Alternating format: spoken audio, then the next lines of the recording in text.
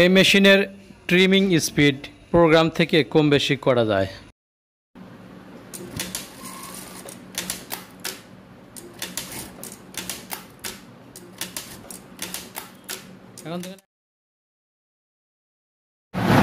জোজি single needle lock stitch swing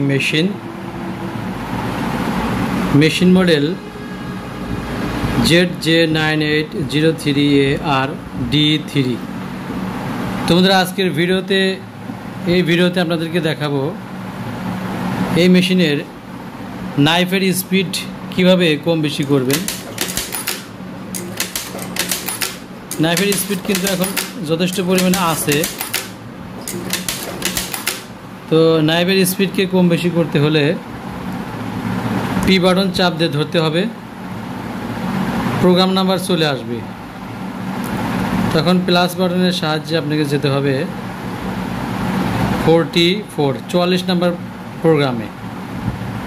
44 number প্রোগ্রামে আসার পর এস বাটনে চাপ দিতে হবে। এস বাটনে নাইফের স্পিড আছে 200, তো এটিকে আমি কমিয়ে দিব। টেস্ট করার জন্য আমি এটাকে কমিয়ে দিলাম, 120 করে দিলাম।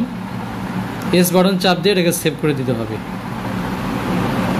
তো এখন দেখুন নাইফের স্পিড কিন্তু এখন কমে যাবে। তো এস বাটনের চাপ দিয়ে সেভ করার পরে আবার পি বাটনের চাপ দিতে হবে, তাহলে নর্মাল ডিসপ্লে চলে আসবে। তো এখন দেখুন নাইফের স্পিড কিন্তু কমে যাবে, দেখতে পাচ্ছেন।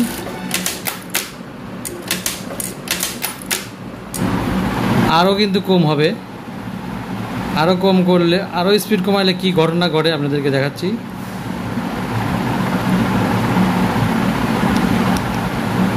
একশো পর্যন্ত সর্বনিম্ন স্পিড 100।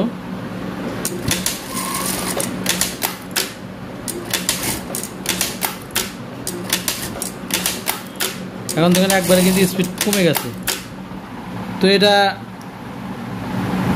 নাইফে যখন একটু কম কাটে তখন কিন্তু আমরা এটা স্পিড বাড়িয়ে দিয়ে থাকি।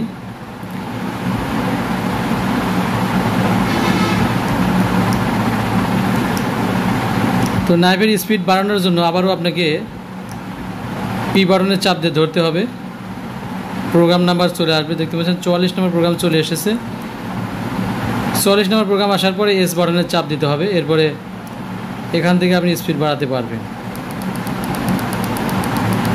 সর্বোচ্চ স্পিড আমি দিচ্ছি, দেখুন সর্বোচ্চ স্পিড আছে হলো 400।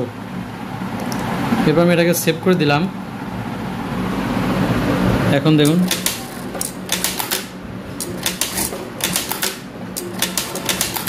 তো নাইফের কিন্তু এটা হচ্ছে সর্বোচ্চ স্পিড।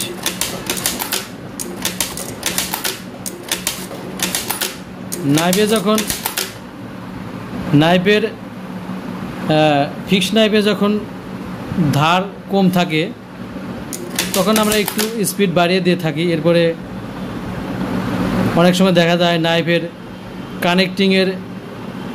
কানেক্টিংগুলো গজাগজি করে, তখন নাইফ আটকে যায়, তখনও কিন্তু আমরা সেক্ষেত্রে নাইফের স্পিড বাড়িয়ে দিয়ে থাকি।